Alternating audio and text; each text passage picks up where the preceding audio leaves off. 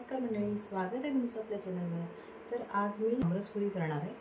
तर त्यासाठी मी इथे पहिले पीठ भिजवून घेते पुरीसाठी। तर हे मी इथे मीठ घातलंय आणि हे पीठ जे आहे ते आता चाळून घेणार आहे। आता हे इथे मी पीठ चाळून घेतलंय। आता ह्यात मी थोडं पाणी घालून पीठ मळून घेते।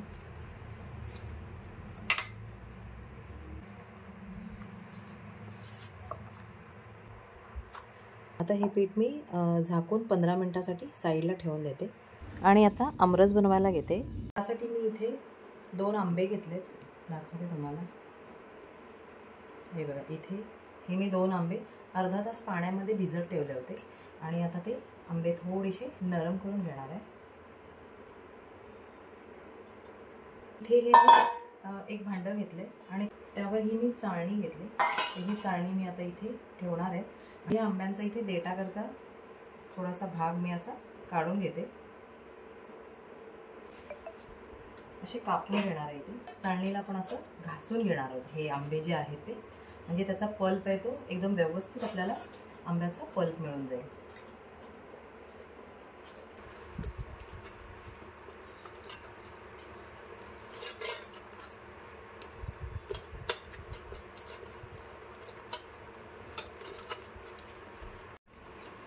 तर ह्या सगळ्या साली मी आता हे करून घेतलंय। आता हे मी बाटी जी असते त्या बाटांचं हे रस काढून घेणार आहे पूर्ण असा।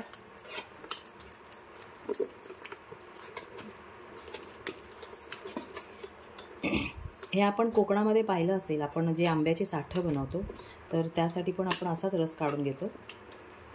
तर तसंच मी हा रस पूर्ण काढून घेते या बाटीचा।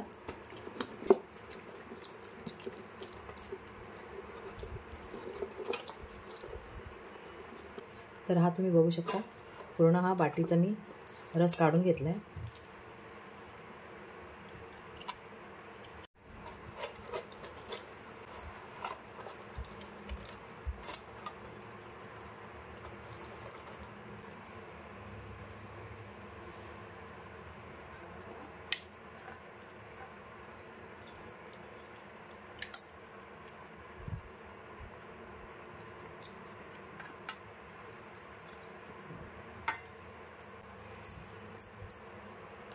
हा मी आंब्याचा रस पूर्ण काढून घेतलाय। आता यात मी टाकणार आहे फक्त 1 मोठा चमचाभर साखर आणि हे व्यवस्थित मिक्स करून घेते। बघू शकता तुम्ही, आपला आंब्याचा रस एकदम व्यवस्थित झालेला आहे। हा आपला आमरस तयार आहे। आता मी याला ह्या काचेच्या बाउलमध्ये घालणार आहे। तर आपला हा आंब्याचा रस तयार आहे। आता मी पुरी करून घेते।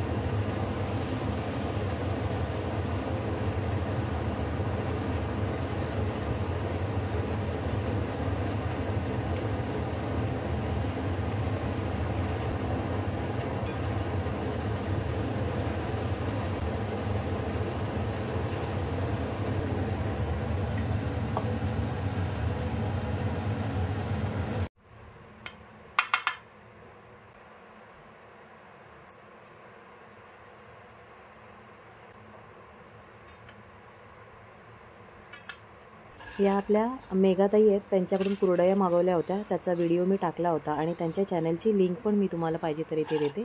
तर त्यांच्याकडून तुम्ही या मागवू शकता। खूप टेस्टी आहेत, माझ्या मिस्टरांना पण आवडल्या। त्यानंतर मध्ये माझ्या घरी ननंद आणि नंदेचा मुलगा सून आले होते, तर त्यांना पण खूप आवडल्या। त्यांनाही मी थोड्या थोड्या टेस्ट करण्यासाठी दिल्यात। तर आणि आम्ही अजून मागवणार आहोत त्यांच्याकडून, तर तुम्ही नक्की मागवू शकता।